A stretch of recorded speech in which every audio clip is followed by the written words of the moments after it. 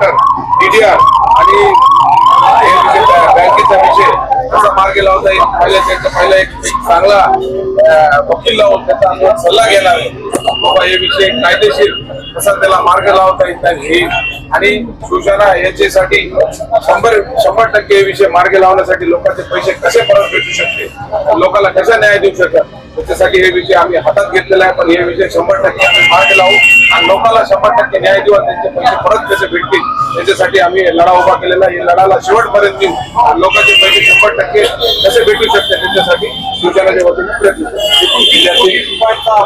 400 कोटी रुपये आमचे पाथरी मतदारसंघाचे आणि 1000 कोटी रुपये जिल्ह्यामधून ठेवीदाराचे घेतलेले असे लोक ठेवीदार आम्हाला भेटले।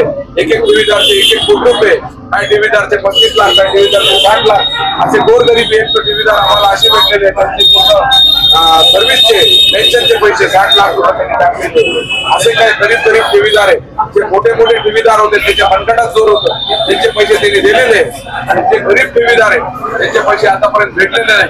आणि मी तुम्हाला सांगतो 100% हे पैसे कसे भेटतील, हे लोकांना कसा न्याय भेटतील 100% आम्ही प्रयत्न करू आणि गोरगरिबांना कसा न्याय देता येईल शिवसेनेच्या माध्यमातून आणि महाराष्ट्राचे मुख्यमंत्री साहेबांकडून 100% आम्ही प्रयत्न करू आणि ठेवीदार या संदर्भात ज्ञानराज सोसायटीच्या कोणाशी बोलणं झालेलं आहे का?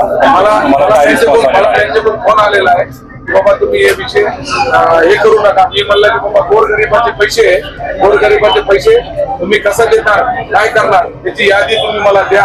ते मला बोलले की बाबा मी तर ठेवीदार समोर येऊ शकत नाही, ठेवीदारचा रोज खूप जास्त आहे, तुम्ही मला ठेवीदारचे 10 लोक आणि आमच्या शिवसेनाचे 10 नेते असे 21 लोक आपण माजलगावला बसू, कुठं बसायचं बसू, बीडला बसू, तुम्ही सांगा ते पैसे कसे देणार आहे, त्याचे कसे इन्स्टॉलमेंट पाडून देणार आहे।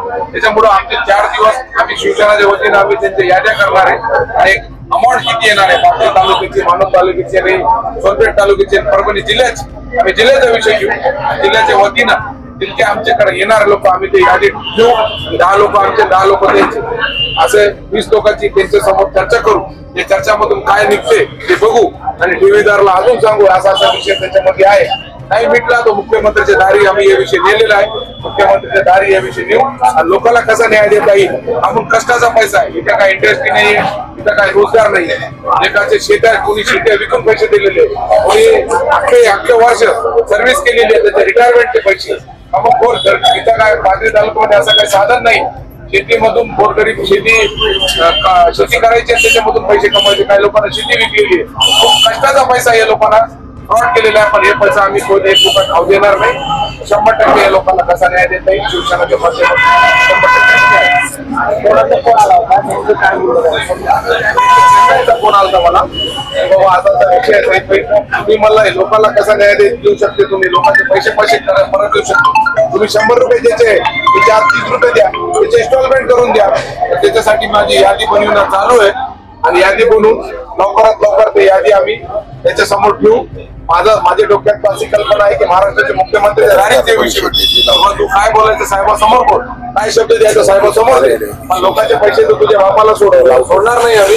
लोकांचे पैसे 100% आम्ही कसे देणार ते कसे भेटणार त्यासाठी आम्ही 100% सगळे मतदारसंघाचे लोक आलेले आहे, सगळे ग्रामीण भागाचे लोक आलेले, पाथरी तालुक्याचे, मानवत तालुक्याचे, सोनपेठ तालुक्याचे, काही जिंतूरचे पण लोक आलेले, त्याच्यासाठी सगळे जिल्ह्यामधले लोक आलेले।